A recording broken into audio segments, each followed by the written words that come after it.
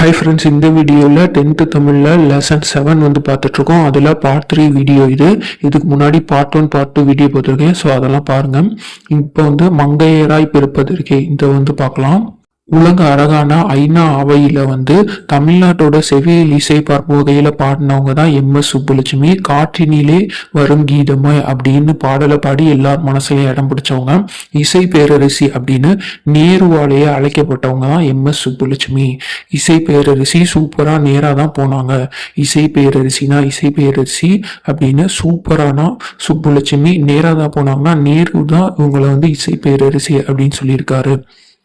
பார்க்கலாம் எம்.எஸ். சுப்புலட்சுமி பத்தி. மதுரை சண்முக வடிவு சுப்புலட்சுமி, அதான் எம்.எஸ்னா மதுரை சண்முக வடிவு சுப்புலட்சுமி. இவங்க இசை சூழல்ல தான் வளர்ந்துருக்காங்க. ஏன்னா இவங்க அம்மா வந்து வீணை கலைஞர் தான். அதனால அவங்க அம்மா தான் இவங்களுக்கு வந்து முதல் குரு. 10 வயசுலேயே இசை தட்டுக்காக பாடலை பாடி பதிவும் செஞ்சிருக்காங்க. 5வது வகுப்பு வரை தான் படிச்சிருக்காங்க. 17வது வயசுலயே சென்னையில மியூசிக் அகாடமியில மேதைகள் பலர் முன்பு கச்சேரி நடத்தி பாராட்டையும் பெற்றிருக்காங்க. அதுக்கப்புறம் மீரா அப்படிங்கிற திரைப்படத்துல கமிட் ஆகி நடிக்க செஞ்சு அது மிகப்பெரிய வெற்றியும் தந்துச்சு. இந்த மீரா திரைப்படம் அதுதான் அவங்களோட முதலும் கடைசியுமான படம். அதுக்கப்புறம் சினிமால அவங்க நடிக்கலாம். காற்றிலே வரும் கீதம், பிருந்தாவனத்தில் கண்ணன், இந்த பாடல்கள்லாம் ரொம்ப வரவேற்பு பெற்றுச்சு. அப்ப சுப்பு கண்ணன் கிட்ட காத்துல பேசுவா, சுப்பு கண்ணன் கிட்ட காத்துல பேசுவா. சுப்புனா சுப்புலட்சுமி, கண்ணன் கிட்ட அப்படின்னா பிருந்தாவனத்தில் கண்ணன், காத்துல அப்படின்னா காற்றிலே வரும் கீதமாய், இந்த 2 பாட்டையும் பாடியிருக்காங்க. ஜவஹர்லால் நேரு, சரோஜினி நாயுடு போன்ற பெரியோர் பாராட்டியதும் இவங்களுக்கு பெருமையாக இருக்கு. இவங்களை யார் பாராட்டினாக்கானா நேருவும் சரோஜினி நாயுடும். நேரு வந்து என்னன்னு பாராட்டியிருக்காங்க நம்ம முன்னாடியே பார்த்தோம், இசை பேரரசின்னு இவங்களை சொல்லியிருந்தாங்க. அப்ப நேரா சரோஜா சுப்பு கிட்ட போயிட்டா, நேரா சரோஜா சுப்பு கிட்ட போயிட்டா. நேரானா நேரு, சரோஜானா சரோஜினி நாயுடு, சுப்புனா சுப்புலட்சுமியை பாராட்டியிருக்காங்க. காந்தியடிகளை டெல்லியில வந்து இவங்க செஞ்சிருக்காங்க. அப்போ வந்து ரகுபதி ராகவ ராஜாராம் அப்படிங்கிற பாடலை வந்து இவங்க பாடியிருக்காங்க.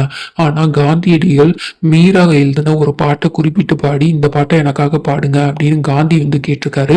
அதுக்கப்புறம் அவங்க அந்த பாட்டை பிராக்டிஸ் பண்ணி சென்னை வானொலி நிலையத்துல 1947 காந்தியடிகளோட பிறந்த நாள் அன்னைக்கு இந்த பாடலை வந்து ஒளிபரப்பு செஞ்சிருக்காங்க. ஹரி தும் ஹரோ அப்படிங்கிற மீரா பஜன் தான் காந்தி கேட்ட பாட்டு. அதை அவரோட பர்த்டே அன்னைக்கு இவங்க வந்து பாடி கொடுத்துருக்காங்க. இப்போ பார்க்கலாம். காந்தி மீராவை பாட்டு பாட சொன்னாரு. காந்தி மீராவை பாட்டு பாட சொன்னாரு. காந்தினா காந்தியடிகள் இவங்களை சந்திச்சத போது ரகுபதி ராகவ ராஜாமா அப்படிங்கிற பாடலை வந்து இவங்க தான் சூஸ் பண்ணி பாடியிருக்காங்க. யாரு? சுப்புலட்சுமி. ஆனா காந்தி சொன்னது மீரா எழுதின பாடல். அதான் காந்தி மீராவை பாட்டு பாட சொன்னா அப்படின்னா காந்தி மீரா பாட்டு கேட்டாரு. மீரா எழுதின ஒரு பாட்டு கேட்டாரு. அந்த பாட்டு தான் ஹரிதும் ஹரோ அப்படிங்கிற மீரா பஜன். ஒரு ஹிந்தி சாங் இருக்குல்ல, ஹரிதும் ஹிதோ, ஆஷிகில வரும் அந்த படம் பேரு. அந்த அதை ஞாபகம் வச்சுங்க. ஹரதும் ஹரோன்னு மீரா சும்மா பாடினா, ஹரதும் ஹரோன்னு மீரா சும்மா பாடினா. அப்ப ஹரிதும் ஹரோ அப்படிங்கிறது மீரா பஜன். எனது மீரா பஜன் இந்த பாட்டு. 1954 தாமரையணி விருது வந்து பெற்றிருக்காங்க. அவங்கள தொட்டு தடவி பாராட்டின ஹெலன் கெல்லரை இவங்களால மறக்க முடியாதுன்னு சொல்லியிருக்காங்க. தாமரையை கொல்லணும், சும்மாதான் 5 நாளாச்சுல. தாமரையை கொல்லணும், ஏன் சும்மாதான் 5 நாளாச்சுல. தாமரையனா தாமரையணி விருது பெற்றிருக்காங்க. கொல்லணும் அப்படின்னா ஹெலன் கெல்லர், கொல்லணும்னா கெல்லர் இவங்கள பாராட்டியிருக்காங்க அந்த விருது பெற்ற போகும்போது. ஏன்னா சும்மா 5 நாளாச்சுல அப்படிதான். அதாவது 5 நாளாச்சுல அப்படின்னா 5 நாளாச்சுலன்னா 4. 1954 தாமரையணி விருது பெற்றவங்கள ஹெலன் கெல்லர் பாராட்டியிருக்காங்க. 1963 இங்கிலாந்துலயும் 1966 ஐநா அவையிலையும் இவங்க பாடியிருக்காங்க. அப்ப இங்கேதான் 6 மணிக்கு சும்மா பேசினேன் அருன்னு அர்த்தட்டாயா. இங்கேதான் 6:30 சும்மா பேசினேன் அருன்னு அர்த்தட்டாயா. இங்கேதான் அப்படின்னா இங்கிலாந்து 6:30. அப்ப 6:30 அப்ப 6:3 அப்படிங்க வச்சுக்கோங்க. 6:30 வருது. அப்ப 6:3 1963. இங்கிலாந்துலயும் அருன்னு அர்த்தட்டான் ஐயா அப்படின்னா 1966 ஐயானா ஐநா சபையிலையும் பாடியிருக்காங்க. அதுக்கப்புறம் அதே ஆண்டு, அதாவது 1963 தான். அதே ஆண்டுல இவங்களோட குரல் பதிவு செய்யப்பட்ட வெங்கடேச சுப்ரபாதம் திருப்பதியில ஒலிக்க தொடங்குனுச்சு அப்படின்னு சொல்றாங்க. அருமையா மும்முரமா சுப்ரபாதம் பாடியிருக்க, அருமையா மும்முரமா சுப்ரபாதம் பாடியிருக்க. அருமையான 6 மும்முரம் மும்முரமான 3 அப்போ 63 அருமையா மும்முரமான 1963. சுப்ரபாதம் பாடி இருக்கனா சுப்ரபாதம் திருப்பதியில வந்து இவங்க பாட்டு பதிவு செஞ்சு ஒழிச்சிட்டு இருக்கு. நெக்ஸ்ட் 1974 வந்து நோபல் பரிசுக்கு இணையான மகசேசே விருது வந்து இவங்களுக்கு கிடைச்சிருக்கு. இந்த விருதை பெற்ற முதல் இசைக்கலைஞரும் இந்த MS சுப்புலட்சுமி அம்மா தான். அப்ப ஏழுமலையா நாளைக்கு மகனை கூட்டிட்டு இசை கேட்க போனா சும்மா. ஏழுமலையா நாளைக்கு 7 மலைனா 7 நாளைக்குனா 4 அப்ப 74 தான். மகனை கூட்டிட்டுனா மகசேசே விருது. இசை கேட்க போனா சும்மா அப்படின்னா சுப்புலட்சுமி அவர்கள். அதுக்கப்புறம் தமிழ், தெலுங்கு, கன்னடம், சமஸ்கிருதம், மலையாளம், ஹிந்தி, மராத்தி, குஜராத்தி, ஏன் ஆங்கிலத்திலையும் கூட இவங்க வந்து பாடியிருக்காங்க. இந்தியாவோட மிக உயரிய விருதான இந்திய மாமணி விருதும் இவங்களுக்கு கொடுத்து சிறப்பிச்சிருக்காங்க. அப்ப இந்திய மாமணி விருது இவங்களுக்கு கிடைச்சிருக்கு. தாமரை அணி விருதும் இவங்களுக்கு கிடைச்சிருக்கு. அப்புறம் மகசேசி விருதும் இவங்களுக்கு கிடைச்சிருக்கு. அடுத்து இவங்க குறையொன்றும் இல்லை மறைமூர்த்தி கண்ணா குறையொன்றும் இல்லை கோவிந்தா. ஸோ இந்த பாடலும் MS சுப்புலட்சுமி அம்மா தான் பாடியிருக்காங்க. அதுக்கப்புறம் நாட்டியம் ஆடுவது கீழ்மையானது அப்படிங்கிற எண்ணம் 20ஆம் நூற்றாண்டு தொடக்கத்தில் வந்து இருந்திருக்கு. அந்த நிலையை மாற்றி இந்திய அரசோட தாமரை செவ்வனி விருதை வாங்கினவும் தான் இந்த பாலசரஸ்வதி அம்மா. அப்ப தாமரை அணினா சுப்புலட்சுமி அம்மா, தாமரை செவ்வனி அதான் ஆடுறாங்களா ஆடுறதுக்கு கால் முக்கியம், அதனால செவ்வனின்னு வந்தா பால சரஸ்வதி அப்படின்னு ஞாபகம் வச்சுக்கோங்க. இவங்க 7 வயசா இருக்கும் போதே காஞ்சிபுரத்துல வந்து பரதநாட்டிய அரங்கேற்றக்காக முதல்ல வந்து மேடை ஏறியிருக்காங்க. இப்ப பாலா காஞ்சி போயிருந்தா 7 பிடிச்சனால பாலானா பால சரஸ்வதி, காஞ்சி போயிருந்தானா காஞ்சிபுரத்துல 7 அப்படின்னா 7 வயசுலயே அவங்க டான்ஸ் ஆடி இருக்காங்க. அப்புறம் இவங்க 15 வயசா இருக்கும்போது சென்னையில உள்ள சங்கீத சமாஜில் அரங்குல வந்து இவங்க நடன நிகழ்ச்சியை நடத்தியிருக்காங்க. பாலா சங்கீதத்தை ரவி சொன்னா அந்த மாதிரி டான்ஸ் ஆடினப்போ இவங்கள டான்ஸை வந்து பாராட்டின ஒரு பேர் தான் பண்டிட் ரவிசங்கர். அதனால தான் இந்த ஹிண்ட் கொடுத்துருக்கேன். பாலா சங்கீதத்தை ரவி சொன்னா அப்படின்னா பால சரஸ்வதி, சங்கீதத்தைனா சங்கீத சமாஜில் டான்ஸ் ஆடி இருக்காங்க. அப்போ அவங்கள பாராட்டினது ரவி, அதான் பண்டிட் ரவிசங்கர் அப்படிங்கிறவரு இவங்களை வந்து பாராட்டியிருக்காரு. அவரோட தம்பியோட மூலமா இவங்களுக்கு வட இந்தியாவில் பல இடங்கள்ல நடனமாட வாய்ப்பும் கிடைச்சிருக்கு. யாரு? ரவிசங்கரோட தம்பி மூலமா இவங்களுக்கு நடனமாட நிறைய வாய்ப்பும் கிடைச்சிருக்கு. கல்கத்தாலையும் காசியிலையும் இவங்க அனைத்து இந்திய இசை மாநாட்டிலையும் சென்னையிலையும் நடந்த இந்திய தேசிய காங்கிரஸ் கண்காட்சியிலையும் நம்ம நாட்டு பண்ணாகிய ஜனகணமன பாடலுக்கும் மெய்ப்பாடுகளோடு இவங்க வந்து டான்ஸ் ஆடி இருக்காங்க. பார்த்துக்கலாமா? பாலா கல்ல காசி மேல மட்டும் இல்ல சென்னையிலையும் வீசி ஜனகணமன பாடுனா. பாலானா பால சரஸ்வதி, கல்ல அப்படின்னா கல்கத்தா, காசி அப்படின்னா காசியில மட்டும் இல்ல சென்னையிலையும் அப்படின்னா இந்த மாநாட்டில் மட்டும் இல்ல, அதாவது கல்கத்தாலையும் காசிலையும் நடந்த மாநாட்டில் மட்டும் இல்லாம சென்னையில நடந்த இந்திய தேசிய காங்கிரஸ் கண்காட்சியிலையும், அதான் சென்னையிலையும் வீசி ஜனகணமன அப்படின்னா சென்னையில நடந்த இந்திய தேசிய காங்கிரஸ் மாநாட்டு கண்காட்சியில வந்து இவங்க ஜனகணமன பாடலுக்கு நடனம் ஆடி இருக்காங்க. அந்த பாட்டுக்கு நடனம் ஆடின முதல் கடைசியால் இவங்க தான். அதுக்கப்புறம் ஜனகணமனுக்கு யாரும் நடனம் ஆடல. ஐரோப்பியா, அமெரிக்கா இந்த வெளிநாடுகள்லையும் இவங்க நடன நிகழ்ச்சி நடத்தியிருக்காங்க. அமெரிக்கா பூரா பாலா, அமெரிக்கா பூரா பாலா, ஐனா ஐரோப்பா, அமெரிக்கானா அமெரிக்கா, பூரா பாலானா அந்த இடத்துலலாம் இவங்க நடன நிகழ்ச்சி நடத்தியிருக்காங்க.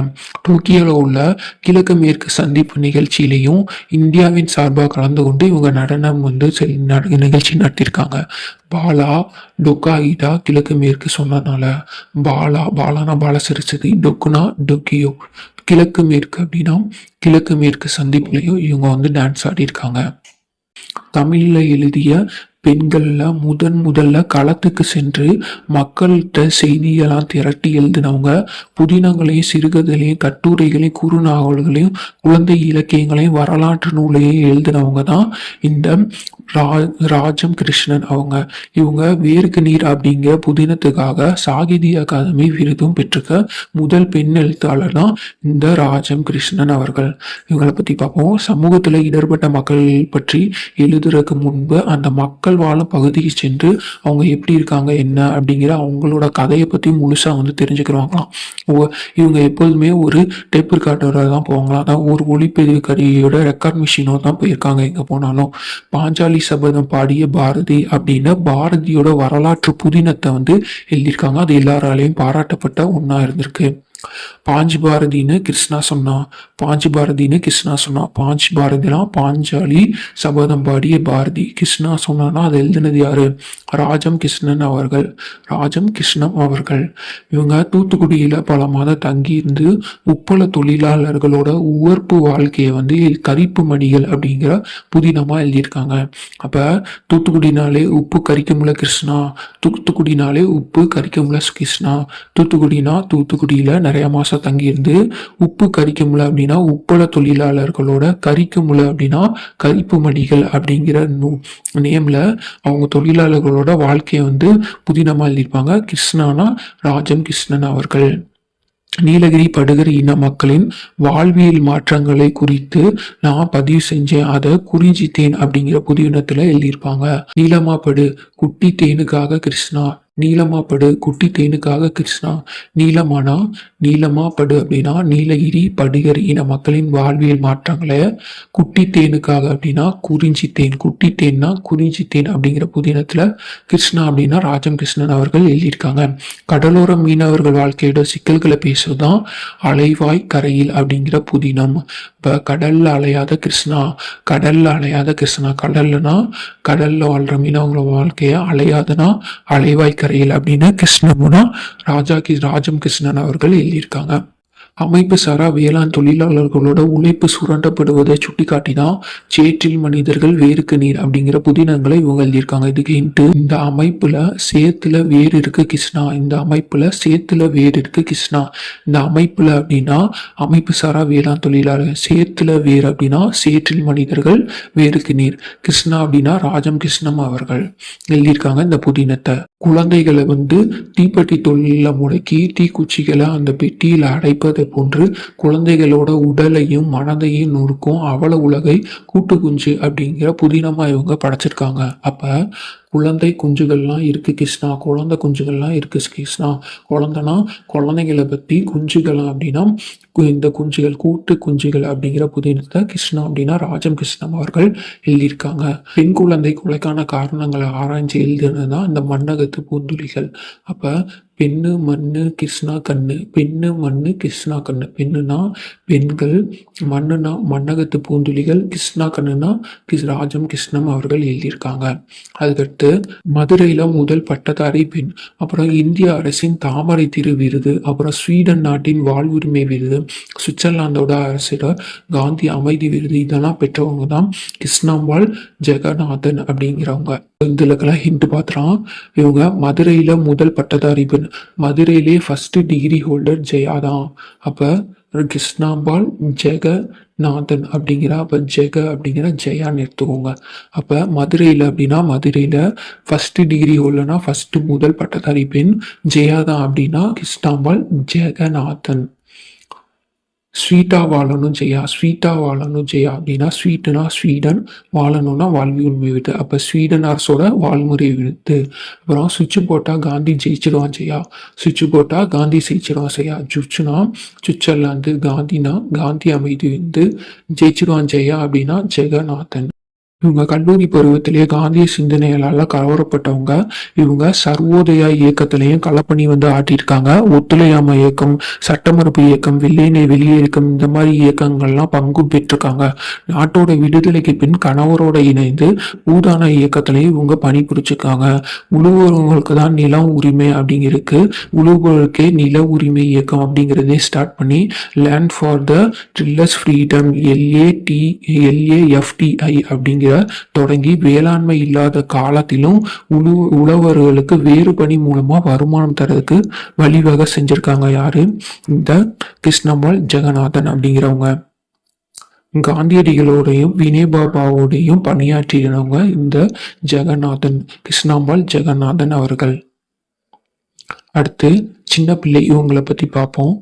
முதல்ல பெண்கள் எல்லாம் குழுவா சேர்ந்தாங்க. விவசாய நிலத்தை குத்தகைக்கு எடுத்தாங்க.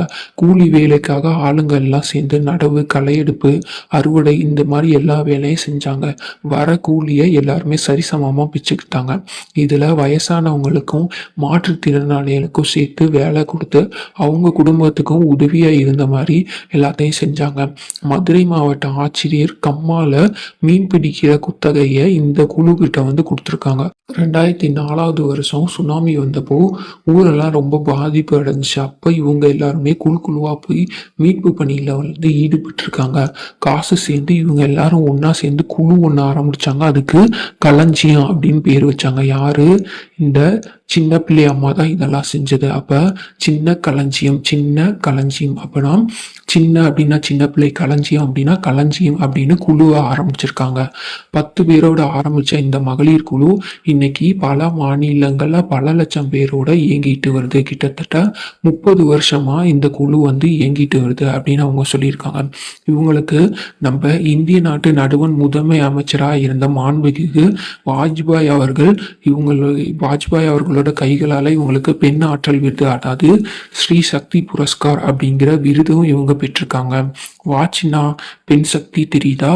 வாச்சினா பெண் சக்தி தெரியுதா? சின்னானா சின்ன பிள்ளை, பெண் சக்தி அப்படின்னா பெண் ஆற்றல் விருது, பெண் சக்தினா சக்தி புரஸ்கார். ஸோ ரெண்டுத்துக்கும் சேர்த்து தான் பெண் சக்தினா பெண்ணாற்றல் விருது, சக்தினா ஸ்ரீ சக்தி புரஸ்கார் அப்படிங்கிற விருது வந்து கொடுத்துருக்காங்க. அப்புறம் தமிழக அரசோட அவ்வை விருது, இவங்க பார்த்தாலே செய்த வயசானவங்க அப்படின்னா அதனால இவங்களுக்கு வந்து தமிழக அரசு அவ்வை விருதையும், அதுக்கப்புறம் தூர்தர்ஷன் அந்த டிவி கேள்விப்பட்டிருக்கோம்ல தூர்தர்ஷன் டிவி, அதுல பொதிகை விருதும் இவங்க பெற்றிருக்காங்க.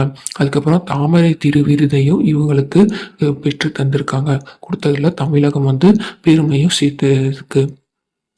ஸோ அடுத்த வீடியோவில் நெக்ஸ்ட்டு இந்த இலக்கண பகுதி பார்க்கலாம். ஸோ இதுக்கு முன்னாடி பார்ட் 1 பார்ட் 2 மற்ற வீடியோஸ் எல்லாம் போட்டிருக்கேன். ஸோ பார்த்து என்ஜாய் பண்ணுங்கள். Thank you friends.